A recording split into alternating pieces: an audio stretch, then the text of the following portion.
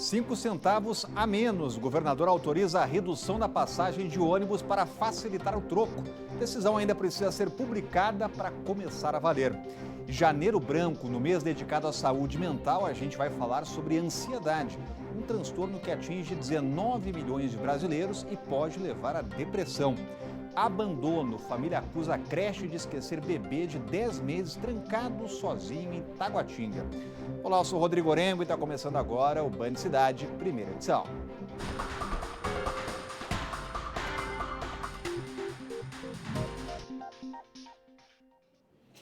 Atenção você motorista, a faixa exclusiva da IPTG também vai valer nos fins de semana. Isso significa que quem passar pelas faixas são destinadas, inclusive, a ônibus, táxi, viaturas, aos sábados e domingos.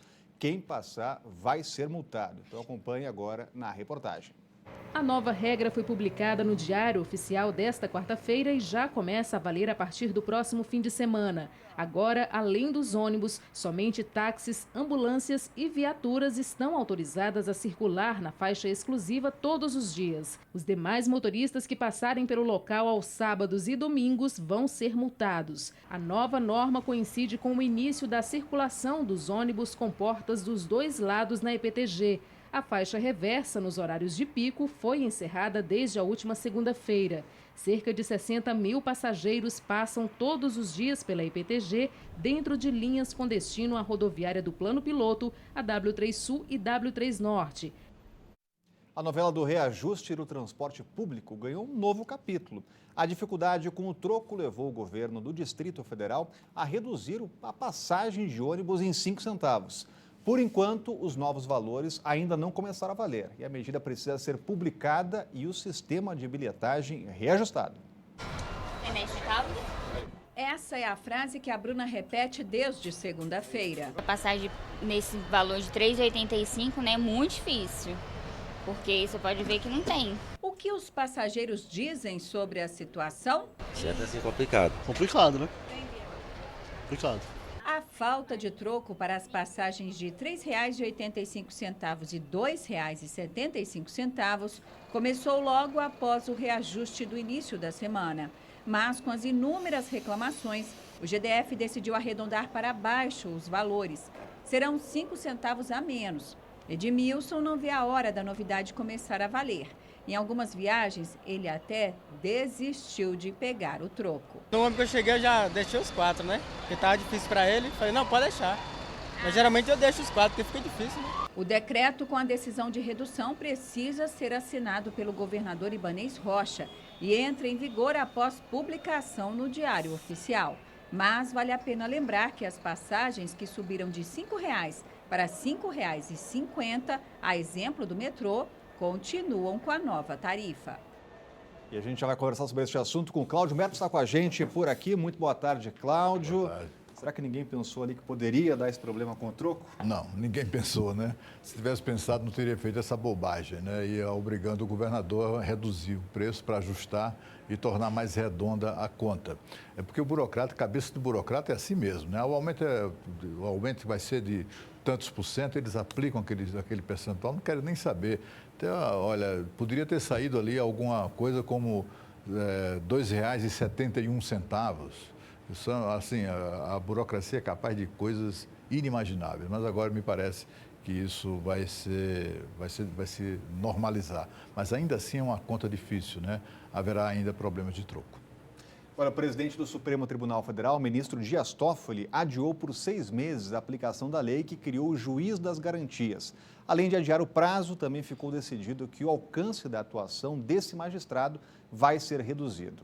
Toffoli determinou que o Juiz das Garantias não atue em casos de violência doméstica e familiar, nos crimes contra a vida e nos processos criminais na Justiça Eleitoral. O grupo de trabalho criado no Conselho Nacional de Justiça sobre o tema também foi prorrogado. Hoje cedo, o presidente Bolsonaro disse que não comenta decisões do Supremo e Sérgio Moro, que vem se posicionando contra a figura do novo juiz, comemorou em uma rede social, afirmou que o prazo maior pode corrigir alguns equívocos do Congresso Nacional. O Juiz das Garantias foi criado com o objetivo de diminuir a parcialidade das decisões e a ideia é que um magistrado possa fiscalizar o outro até dividir a tarefa. Cláudio Humberto, foi a decisão adequada prorrogar esse prazo? Olha, aparentemente sim, se você for verificar o caráter de mérito, né? Uma questão um tanto quanto complicada de aplicação. Mas independentemente do mérito, né? Se juiz de garantia é bom ou se é ruim para o país, o que incomoda nessa decisão é o comportamento do Supremo Tribunal Federal, que tem sido reiterado nos últimos anos. O Supremo tem se comportado como se fosse um tutor dos demais poderes, do Poder Executivo e do Poder Judiciário. A gente assiste, por exemplo, a essa situação do juiz de garantia. O Congresso, durante meses, discutiu esse assunto exaustivamente, aprovou a lei. Essa lei foi aprovada na Câmara, foi aprovada no Senado, foi enviada à Presidência da República e sancionada pelo presidente Jair Bolsonaro. 2 poderes se manifestaram, a lei está em vigor. Mas aí o presidente do Supremo, Dias Toffoli, exerce um suposto poder de não permitir que a lei entre em vigor. Além disso, além de adiar a vigência da lei, o presidente do Supremo ainda se arvora no direito de alterar a lei, de estabelecer exceções, estabelecer regras que também são uma prerrogativa do poder legislativo. Eu tenho a impressão, tenho a certeza de que o país vai ter que se debruçar um pouco sobre isso, né? A gente tem assistido o Supremo Tribunal Federal legislando, inventando regra, criando leis que não existem, desrespeitando leis que existem e ninguém faz absolutamente nada em relação a isso. Por exemplo, só para outra questão polêmica, não estou aqui nem defendendo, nem criticando a proibição legal, mas há uma lei, toda uma legislação que proíbe o aborto no Brasil. Pois bem, há pelo menos 3 anos o aborto está legalizado no Brasil por uma decisão monocrática de um ministro do Supremo que suspendeu a vigência da lei. Pode o Supremo fazer isso? Tem o Supremo esse poder? Ela morreu hoje a idosa de 69 anos que vivia em condições subhumanas em Taguatinga Sul. Ela foi encontrada ontem com feridas abertas pelo corpo, desnutrida e em um quarto sem ventilação. A única filha da idosa, uma mulher de 38 anos, é a principal suspeita dos maus tratos. Ontem ela chegou a ser presa, mas já foi liberada depois de pagar uma fiança de R$ 2.500. As imagens são chocantes. A idosa de 69 anos foi encontrada pela polícia com feridas pelo corpo, coberta de fezes, em estado de completo abandono. O pior de tudo, ela era, ou ao menos deveria ser, cuidada pela própria filha. O que nos surpreendeu foi a frieza dela, né, com que ela falava sobre isso. É como se ela não tivesse entendendo mesmo essa questão da humanidade, do cuidado da mãe, da obrigação de cuidar da mãe, de colocar uma cuidadora. E foi isso que ficou bem claro para nós, essa frieza dela.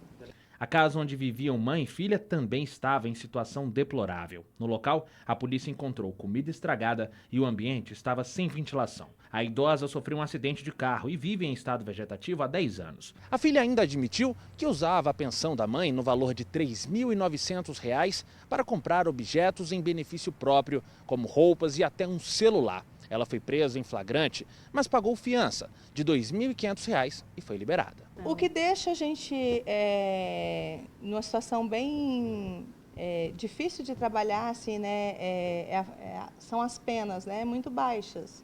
No caso de uma omissão de socorro, apenas de até 1 ano, expor perigo à vida, pode chegar até 1 ano também, que são considerados crimes de pequeno potencial ofensivo, né, pela pena.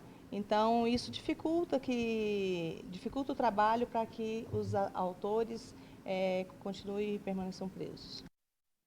E a seguir vamos falar de saúde mental. Você é capaz de perceber quando a ansiedade pode estar virando algo mais grave? O Ansiedade volta daqui a pouco.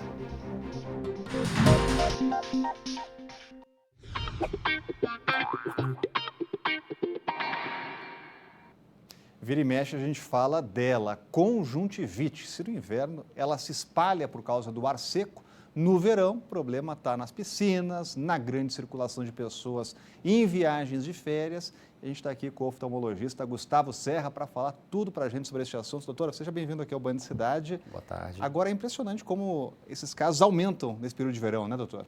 Como você resumiu muito bem, assim, nessa época do ano, as férias, né, as piscinas, então o aglomerado de pessoas aumenta muito mais. Então o risco de transmissão é muito maior também. E quais são os principais sintomas? Quando a pessoa deve procurar o médico? Como é que funciona no princípio da doença, doutor? Geralmente os sintomas são, o paciente ele refere olho seco, sensação de corpo estranho no olho, os olhos vermelhos e aquele lacrimejamento ocular. E aí o paciente tem que procurar o oftalmologista para a gente avaliar e diagnosticar com mais precisão. E se não procurar, pode evoluir, o quadro ficar ainda mais grave? As principais causas hoje são conjuntivites virais e bacterianas. E as virais, geralmente, a gente fala que é autolimitado, o próprio organismo consegue matar, mas as bacterianas realmente proliferam e pioram mais o diagnóstico do paciente. Então, o ideal é sentir os sintomas de lacrimejamento, olho seco, sensação de corpo estranho no olho, realmente o ideal é procurar o seu oftalmologista. Agora, doutor, tem muita gente que está nos acompanhando, que já está preparando as malas, vai viajar, vai curtir aí o verão, vai entrar em piscina, vai para lugar com um monte de gente. Tem algum comportamento assim? Pode ser de mais risco? Tem como evitar, prevenir a conjuntivite? Prevenção, infelizmente, só é apenas o contato físico, né? A gente transmite realmente de mão para mão, principalmente contato direto.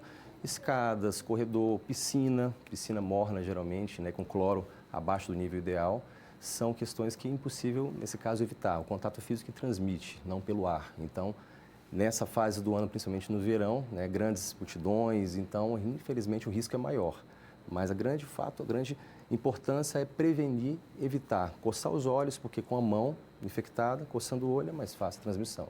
E diagnosticando, doutor, tem que se afastar do trabalho, a criançada tem que ficar em casa, não é passar para os coleguinhas, qual é a orientação? As crianças, principalmente as crianças, elas botam mais a mão no olho, então a infecção é muito maior, a transmissão é muito maior também. Geralmente, com o diagnóstico, né, se é viral ou bacteriano, geralmente fica em torno de uma semana. Em média, uma semana que a doença prolifera um pouco mais, viral ou bacteriana, dependendo do caso também. Então, fico alerta para você que acompanhou a entrevista. Doutor, muito obrigado pela presença aqui no Band Cidade. Obrigado, boa tarde. Boa tarde. Olha, a gente está no Janeiro Branco, que é um mês dedicado à saúde mental. Então, você vai ver agora que não dá para considerar problemas como depressão uma frescura, uma fraqueza. E a gente está falando aqui de algo sério, com consequências graves. E a boa notícia é que uma dose extra de qualidade de vida e alguns cuidados podem fazer toda a diferença. Será que você tem separado alguns minutinhos para avaliar sua saúde mental? Não, acho que a gente nunca cuida da saúde mental. Os números divulgados pela Organização Mundial da Saúde mostram que todo sinal que o corpo dá é importante. Hoje o Brasil ocupa o 11º lugar no ranking de doenças emocionais. Só para se ter uma ideia, 13 milhões de brasileiros sofrem com a depressão e 19 milhões com transtornos de ansiedade. Há 2 anos, a Ana Lívia teve um quadro depressivo. Ela encontrou na acupuntura o remédio para tratar da doença. A partir do início do tratamento, eu não tomo mais medicamentos. O máximo são fitoterápicos, ervas medicinais chinesas. O Marcelo, que é acupunturista há mais de 30 anos, afirma que o tratamento também previne. Pela melhora da fisiologia do indivíduo, pela melhora da qualidade do sono, pela melhora dos níveis de estresse e cortisol que a pessoa pode estar sofrendo. Muitas vezes a própria doença ela já é um ponto final de um processo que já vem se arrastando, muitas vezes silenciosamente. Para facilitar a vigilância nos sinais que o corpo dá, a psicóloga lista alguns deles. Irritabilidade, às vezes a pessoa está muito impaciente, ela começa a ter uma diminuição ou aumento no apetite, no sono, ela também começa a ter pensamentos de morte muito recorrente e até ideação suicida. Quando chega nesses sinais, é a hora da pessoa procurar uma ajuda profissional. Mas esse psiquiatra afirma que nenhum sintoma deve ser levado em consideração de forma isolada, já que questões genéticas também podem influenciar no aparecimento das doenças. O que eu vou fazer? Eu vou observar e se eu imediatamente começar a sentir um sintoma, mesmo que eu considere, mas é leve demais. Aí nesse caso, sim, vale uma pena conversar com um profissional de saúde para ver será que isso é normal mesmo, será que já não é o início de uma doença. Então, nesse caso, realmente a genética pode ajudar a gente a impedir que essa doença seja grave. Não impedir ela de acontecer, mas principalmente de impedir que ela evolua para uma doença grave. E durante o Janeiro Branco, mês dedicado a conscientizar a população sobre a prevenção das doenças mentais, vale lembrar que o primeiro passo a ser dado é contra o preconceito. Chegar num psiquiatra quando já está grave atrapalha demais, a resposta é muito mais baixa, a taxa de sucesso é menor. Eu acho que um dos grandes problemas hoje ainda é o preconceito de se ir a um psiquiatra. Para você se prevenir, você não precisa de um profissional. Viver bem é a melhor forma de prevenir doenças psiquiátricas. Ou seja, eu fazer atividades físicas, eu comer bem, eu não exagerar na carga do trabalho, eu dormir bem, que é um dos principais fatores que importa disso. O governo estuda permitir a venda direta de álcool e gasolina dos produtores para os postos de combustíveis. Uma norma da Agência Nacional do Petróleo obriga que o transporte seja feito pelas distribuidoras. Encher o tanque do carro está cada vez mais difícil. Os preços estão um absurdo. Em muitas capitais, nem adianta apelar para o etanol. Fizer a média 70% do valor da gasolina, ele ultrapassa. Para mim, ele nunca, aqui em Brasília, nunca foi econômico. Para baratear um produto que é 100% nacional, o governo quer revogar norma da Agência Nacional do Petróleo que obriga o etanol a passar pela distribuidora antes de chegar às bombas. A ANP já começou os estudos. Antes de se reunir com o ministro de Minas e Energia, Jair Bolsonaro defendeu que a venda direta entre refinaria e posto reduziria em média 20 centavos o valor do litro de combustível. Não é apenas a venda direta do etanol para o posto de combustível, é de outros derivados também. Nós importamos óleo diesel, gasolina, por que não do porto e diretamente do posto de gasolina?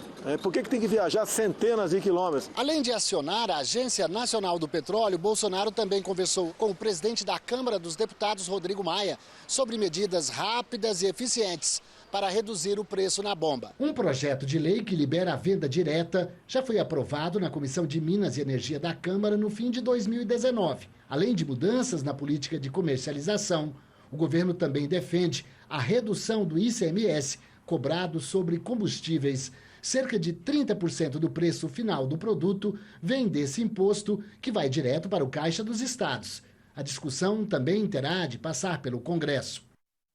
Cláudio Humberto, se eliminar esse atravessador, vai cair o preço da gasolina? Sem dúvida nenhuma, né? Em qualquer preço, né? Você imagina que resolve criar uma fabriquinha, uma fábrica de picolé. Aí você fabrica o picolé e é proibido de vendê-lo. Tem que entregar um distribuidor, um atravessador, para chegar então ao revendedor que vai vender o picolé ao consumidor final. É claro que isso encarece o custo, né? Exatamente acontece com a gasolina, o etanol, o óleo diesel. O produtor é proibido de vender diretamente ao posto. Tem que entregar o seu produto a terceiros, aos atravessadores. É uma máfia, um cartel de distribuidores de combustíveis que há no Brasil, que ficou muito rico, bilionário, foi o maior. Os empresários desse setor foram os maiores doadores de dinheiro para a campanha eleitoral de 2018. Eles, como são muito ricos, eles acabam impondo a sua vontade, sei lá por que meios, mas o fato é que eles acabavam impondo a sua vontade. Encontrou um presidente da República que não parece muito se impressionar com esse tipo de pressão, nem de lobby. E o presidente tem muita clareza sobre isso, é uma decisão acertada dele de lutar por isso, de acabar de uma vez por todas com a intermediação do atravessador, do distribuidor de combustível para o fornecimento, para o abastecimento das cidades. O principal ponto de resistência é a Agência Nacional do Petróleo, a ANP. Eles dizem que estão estudando, mas é tudo conversa mole. A ANP, como qualquer agência reguladora, são 5 pessoas. 3 deles são controlados, a rigor, são controlados pelas distribuidoras e eles não permitem, não colocam em votação, nem aprovam a revogação de uma resolução deles mesmos de 2009, que proíbe a venda direta, né? Mas agora eu tenho a impressão que tudo leva a crer que, com a pressão do presidente da República, não é pouca coisa, isso finalmente vai acontecer no Brasil e acabar com esses atravessadores no mercado de combustíveis. E olha só o que aconteceu em Samambaia. Policiais militares foram chamados para atender uma ocorrência de um furto em um lava-jato. Chegando lá, um menor de 15 anos já havia sido detido por moradores e o adolescente entregou o homem que tinha participado do assalto com ele. O acusado estava no estacionamento de um colégio furtando outro carro. Ao avistar a equipe policial, ele fugiu. Foi aí que começou uma perseguição inusitada. O motofrentista estava passando e viu a fuga do suspeito. Ao perceber o que estava acontecendo, ele ofereceu carona ao policial para encontrar o criminoso que estava escondido na quadra 601 de Samambaia. E por causa dessa ajuda, o suspeito foi preso. Bota a mão na cabeça. Deita. E os objetos dos roubos e furtos recuperados na noite passada. A polícia revelou que a primeira ação da dupla foi em Taguatinga e depois foram parar em Samambaia quando terminou a sequência de crimes. O menor, que havia sido apreendido por populares horas antes, foi levado para a DCA e o maior para a delegacia da região. E a seguir, bebê de 10 meses é esquecido trancado dentro de uma creche em Taguatinga e acaba se ferido em uma queda. Band Cidade volta daqui a pouco. Olha só que susto uma mãe passou no Recanto das Emas. A polícia militar foi chamada para socorrer uma bebê de apenas 1 mês de vida que estava engasgada, com a barriga dura e dificuldades para respirar. Neste vídeo é possível ver o desespero da mãe enquanto a equipe faz o atendimento. Em instantes, a bebê começa a chorar. A criança e os pais foram levados para o hospital. Ela passou por exames e está fora de perigo. A polícia investiga um caso que envolve um bebê de apenas 10 meses. Parentes da criança afirmam que a menina foi esquecida e trancada em uma creche de Taguatinga. Isso foi exatamente 1 mês, mas só agora a história veio à tona nas redes sociais. A repórter Camila Lopes acompanha o caso. Uma bebê de 10 meses foi esquecida em uma creche que funcionava na QNB1 em Taguatinga. De acordo com um relato feito pela avó em uma rede social, uma funcionária precisou sair mais cedo e passou o nome das crianças que estavam ficando para a dona da creche, que ficaria no local. Hoje pela manhã a gente conversou com a mãe da criança. Liguei para minha irmã falou: Marina, minha mãe está com a Ananda no hospital, falou para você ir para lá. Parece que ela caiu na creche. Aí eu falei, tá bom. Aí, no caminho, eu descendo, né, que eu trabalho perto da rodoviária, eu descendo pra rodoviária, eu consegui falar com a minha mãe. Aí minha mãe foi e falou, tô no hospital, tô na Nanere, vem pra cá. A Nanda caiu e machucou o rosto. Eu falei, tá bom, tô indo. Quando eu cheguei lá, você não fica tão assim, né, porque você pensa, normal, criança cai. Quando eu cheguei lá, minha mãe foi me explicar o que tinha acontecido. Aí foi quando ela me contou detalhadamente o que aconteceu. Só quem é mãe sabe o sentimento que é. Todo o zelo que você tem pelo seu filho e ver acontecer uma coisa dessa. Não tem nem como explicar. Nós conseguimos falar com a diretora da creche por telefone. Ela informou que foi orientada pelo advogado a não dar entrevistas ou falar sobre o assunto. A reportagem completa você confere no Band Cidade, segunda edição, que começa às 6:50 da noite. Vamos falar aqui de abandono de uma região. Moradores de Taguatinga reclamam da péssima condição do espaço de esporte e lazer da região. A quadra de uma praça, visitada pela nossa reportagem, está destruída, tomada pelo mato alto e também pela sujeira. Situação que já dura pelo menos 12 anos.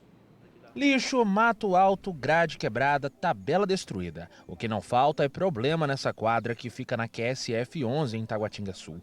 A Maria mora na região e conta que toda a sujeira atrai diversos animais para dentro de casa. Que tem de tudo, sabe? É rato, é barata, é tudo enquanto há, sabe? Agora eu tô com medo dos escorpiões, né? Que eu assisto muita televisão e eu tô vendo aí escorpião por todo lado. Morando já há 12 anos em frente à quadra, ela garante que a situação nunca melhorou. Só vejo cada dia mais piora. Piora, só sujeira, imundice. O abandono é tão grande que uma plantação de batata doce invadiu o espaço. O negócio aqui está tão crítico, né, que até batata doce aqui na praça tem nascido. E infelizmente a gente tem cobrado e não tá tendo essa resposta, né, dos órgãos públicos que é a respeito do abandono de Taguatinga. O Rogério diz que o problema é comum em diversas praças de Taguatinga, o que coloca em risco a segurança de quem frequenta os locais. Os meninos se machucam direto aqui nessa praça, né? A tabela ali, como vocês viram, está correndo risco de cair. Né? Realmente é um risco muito grande para quem brinca aqui nessa praça. E mais, nós estamos em época de quê? Em época de férias. As crianças, como que os pais, vai liberar as crianças para brincar num abandono desse daqui, numa praça suja dessa daqui? Não tem como, é quase impossível, né? A administração de Taguatinga informou que a quadra já está dentro do cronograma de obras. E já estão previstas a troca da iluminação, revitalização da quadra, da calçada e poda das árvores. A promessa é de que os trabalhos comecem na próxima semana. você tem uma sugestão como essa, pode encaminhar aqui para o nosso WhatsApp do Band Cidade. Então, anote aí nosso número, que é o 99976-9204. Já está aparecendo aqui para você anotar. E o Band Cidade, primeira edição, vai ficando por aqui. Vem chegando aí a galera dos donos da bola. E a gente volta a se encontrar amanhã ao 12:30. Tchau!